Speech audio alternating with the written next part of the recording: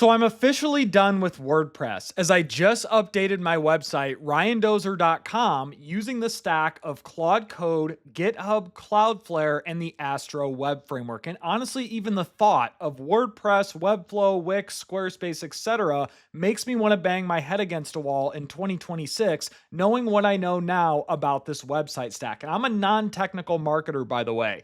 And so in this video, I thought it would be a pretty unique idea to compare this website that was built using Opus 4.8 within Claude Code against some of these popular open source models that are everywhere now. We see Kimi K3, GLM 5.2, Qwen, DeepSeek, etc. And I'm going to run through and compare. We're just going to do the homepage because it's going to take forever and a ton of tokens to rebuild the entire website. But I'm going to compare what this looks like right now with Opus 4.8 and then run 5 or 6 different tests across those open source models to see what those can generate at a quarter of the price. So make sure you stick around for the full video. And if this is your first time to the channel, welcome. My name is Ryan. I'm a 6-figure AI entrepreneur, and I've been in the marketing industry for over a decade now. And if you want to know my favorite AI tools, automations, and even some of my Claude Code skills, be sure to get my free AI Marketing Essentials Guide. You can find the link for this in the video description or pinned comment below.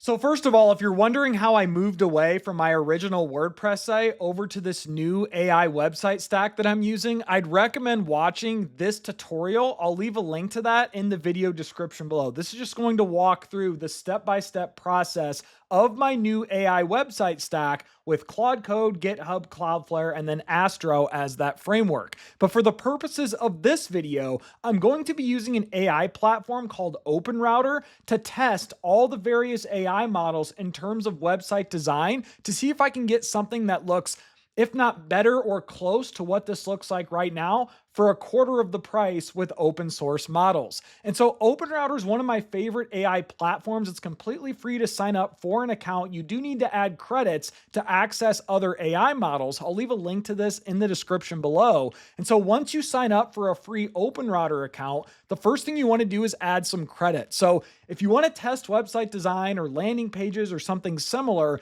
I'd add $10 to $15 probably worth of credits. You don't need to go anything crazy here. And then once you add some credits, you're going to need to set up an OpenRouter API key. So click API keys on the top left. You'll want to click new key. You'll want to give it a name. So in this instance, I'm just going to do test, but obviously name it whatever you want.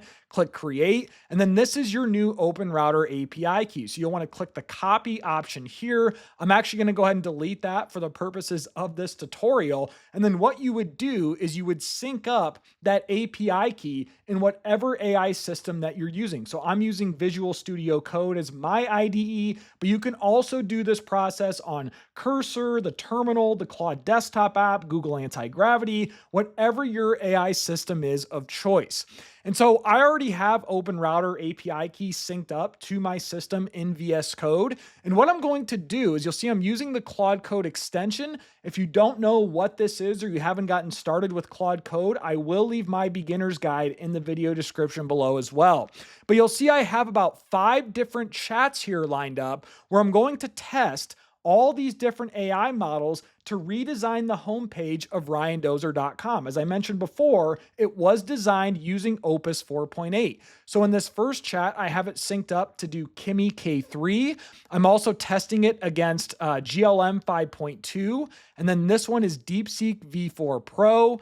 This one is Qwen 3.7 Max. And then this one is the OpenRouter, let's see, Zomi MiMo V2.5. I don't know, that was a popular one that I saw on the leaderboard chart, so I just threw that one in there. And then you'll notice I also have the codecs extension, so I'm going to be using GPT-5.6 Sol on high effort to also throw that one in the mix as well. And so what I'm going to do is I'm simply going to come to all these chats. I'm going to bypass permissions. So we're going to go ahead and click go. And then we're going to bypass, click go. So I'm going to do this for every chat. And then I'm going to skip ahead and then wait till these outputs are complete. So that way we can go through, we can review, we can see how much each one of these models cost for this particular task. And so now let's actually skip ahead and wait till all these designs are done. And just to clarify, I am using the exact same prompt testing across all the models. So that way there is no differences in that regard.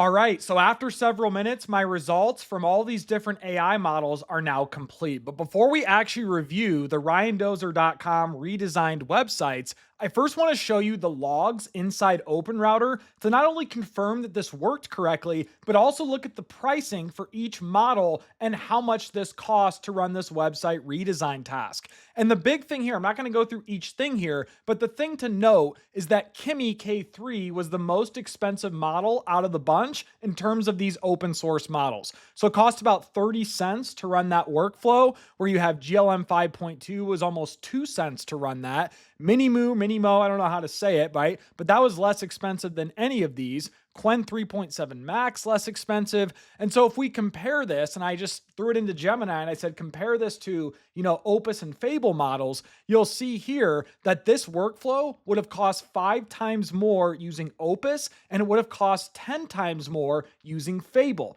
But of course, quality is the big component here. Now, if you're doing workflows like this at scale, though, it might make a little sense in some instances to do a little sacrifice on quality. Now, I hate sacrificing any quality, but if you're using Fable 5 for like these really token intensive landing pages, website designs, or redesigns, you might want to rethink your strategy a little bit and focus more on the context and the systems that you have set up for this.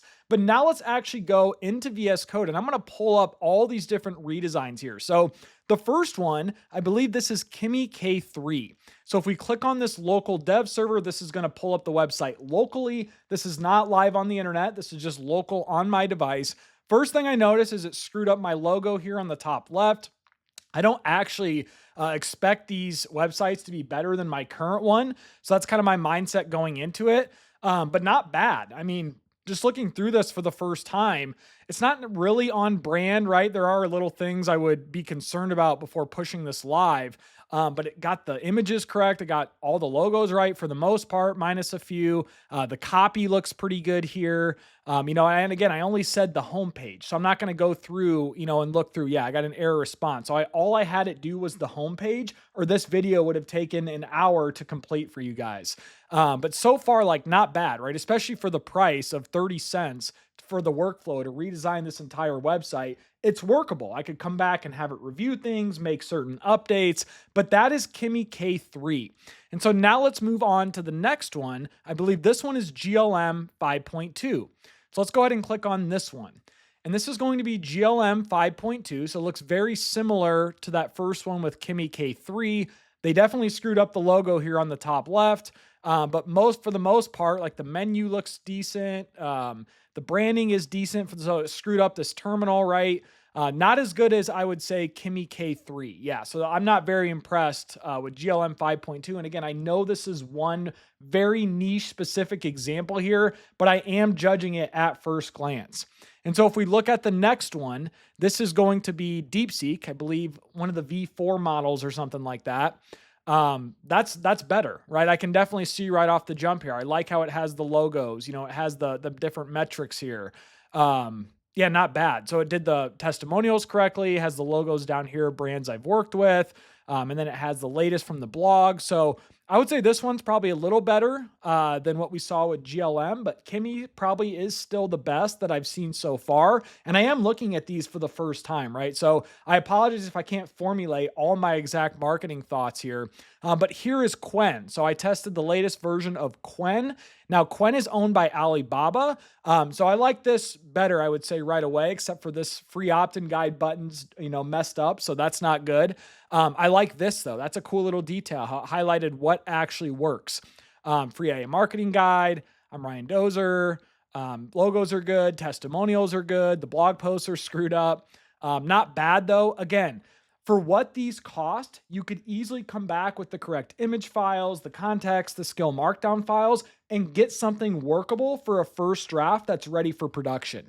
And then I believe the other one that I had here, if we go to the next one, this was that MiMo. I don't know, pronounce it for me correctly, I'm not sure.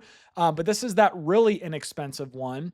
And at first glance, I mean, it's workable, right? It's not terrible, but this definitely needs some work at first glance. And I would say out of the bunch, I'd have to give the nod to Kimi, maybe Qwen in some instances here, but Kimi K3. And then the other one I was curious to look at, was, I believe this is GPT 5.6 Sol on high reasoning effort. And you can see right off the bat how much better this one was compared to those 5 open source examples that I ran, right? Just right above the fold here.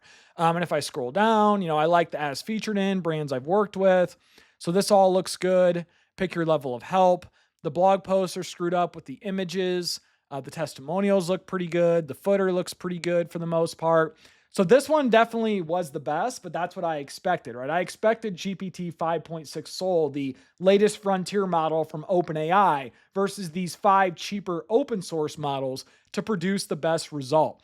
But again, if we look at all these examples again, and I'll scroll up to the top of all of them here, they are workable. They're not bad. But if I go to my current website, I mean, it's night and day what this did. And again, I did a lot more edits, revisions, and I would have done the same workflow and gone back and forth, reiterated V1, V2, V3, and it would have been a lot more inexpensive than the tokens that I spent with Fable and Opus to build this website right here. But I thought this was just kind of a quick little fun test, and also just a way to announce my new website design to you guys, and just how I'm completely done with WordPress. I'm done with Webflow, and I highly encourage you guys to test this new stack of Claude Code and Codex, GitHub, and Cloudflare for deployment with the Astro Web framework. And I'll leave all those links, including the full tutorial, in the video description below. And the last thing I wanted to know is that if you guys want to get a similar framework to how I built RyanDozer.com, I did put together a personal brand website skill